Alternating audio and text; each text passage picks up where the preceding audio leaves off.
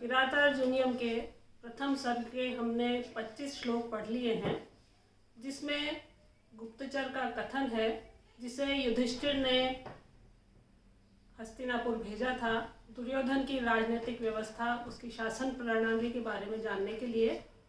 वो पुनः लौट कर आया है युधिष्ठिर के पास और वहाँ का सारा वृत्तांत युधिष्ठिर को जैसा देखकर आया था वैसा सत्य सत्य सुना रहा है। तो ये सारे वृत्तांत को हमने 25 श्लोकों में पढ़ा था। उसके पश्चात द्रौपदी का कथन है जो हम इसके बाद में पढ़ेंगे। अभी तक हमने जो पढ़ा है उसका एक बार पुनः अभ्यास करने के लिए कुछ छोटे छोटे प्रश्न, लघु प्रश्न तैयार किए हैं। आप एक बार देख लीजिए। पहला प्रश्न है, किरातार्जुनीयम की कथा का मूल स्रोत क्या है तथा उसमें कितने सर्ग हैं। दूसरा प्रश्न है, महाकवि भारवी की क्या विशेषता है। तीसरा प्रश्न है, किरातार्जुनीयम की एक प्रमुख विशेषता बताइए। फिर है, वनवास की अवधि पांडवों ने कहाँ व्यतीत की। युधिष्ठिर ने वनेचर को कहाँ और क्यों भेजा। चार चक्षुष किसे कहा गया है या किसके लिए प्रयुक्त हुआ है। वनेचर दुर्योधन के किन गुणों का उल्लेख करता है। युवराज के कार्य के लिए दुर्योधन ने किसे नियुक्त किया है। दुर्योधन के सैनिकों की क्या विशेषताएं बताई गई हैं और सुयोधन किसके लिए प्रयुक्त हुआ है।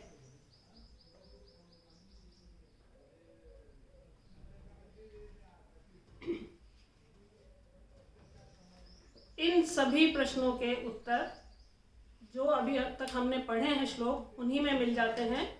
तो हम एक बार अभ्यास करते हैं कि किरातार्जुनीयम की कथा का मूल स्रोत क्या है, और इसका उत्तर है महाभारत का वन पर्व। और इस महाकाव्य में, किरातार्जुनीयम महाकाव्य में कितने सर्ग हैं, इसका उत्तर है 18 सर्ग हैं। दूसरा प्रश्न है, महाकवि भारवी की विशेषता बताइए।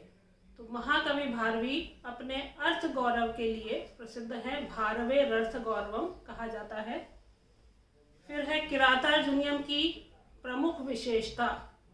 विशेषताएं बहुत हैं, लेकिन एक प्रमुख विशेषता जिसका उल्लेख मैंने कई बार किया है वो ये है कि इसके जो 18 सर्ग हैं उनमें प्रत्येक सर्ग के प्रारंभ में श्री शब्द का और अंतिम श्लोक में लक्ष्मी शब्द का प्रयोग हुआ है। सारे 18 सर्ग जो हैं उनमें यह विशेषता हमको देखने को मिलती है। अगला प्रश्न है, वनवास की अवधि पांडवों ने कहाँ व्यतीत की। तो पहले ही श्लोक में इसका उत्तर हमें मिलता है, द्वैत वन में उन्होंने निवास किया था। फिर युधिष्ठिर ने वनेचर को कहाँ और क्यों भेजा। वनेचर को गुप्तचर बनाकर युधिष्ठिर ने हस्तिनापुर भेजा, और किस लिए भेजा उसका उत्तर यह है कि दुर्योधन की शासन प्रणाली, उसकी राजनीतिक व्यवस्था को जानने के लिए भेजा था। चार चक्षुष किसे कहा गया है। इसका उत्तर है, चार चक्षुष राजा को कहा जाता है क्योंकि वो गुप्तचर रूपी नेत्रों से देखता है।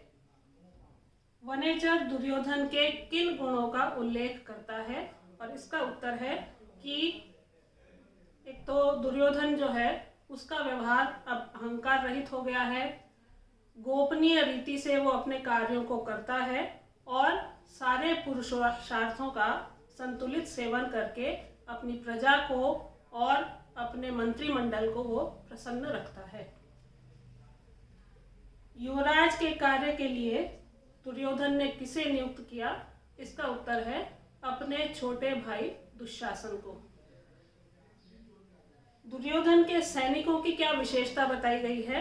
इसका उत्तर है, एक तो वे सारे सैनिक जो वीर हैं, बलशाली हैं, पराक्रमी हैं, युद्ध में कीर्ति को प्राप्त करने वाले हैं और भिन्न वृत्तियों को नहीं रखने वाले, अर्थात एक मत रखने वाले हैं। अंतिम प्रश्न है, सुयोधन शब्द किसके लिए प्रयुक्त हुआ है, और इसका उत्तर है दुर्योधन, जिसका अर्थ है सुखेन युध्यते असौ इति सुयोधनः, या दुष्करम योद्धुम येन सह दुर्योधन। तो दुर्योधन को ही सुयोधन भी कहा जाता है। तो ये हमने वो जो 25 श्लोक पढ़े हैं उनका सार रूप में कुछ प्रश्न तैयार किए थे।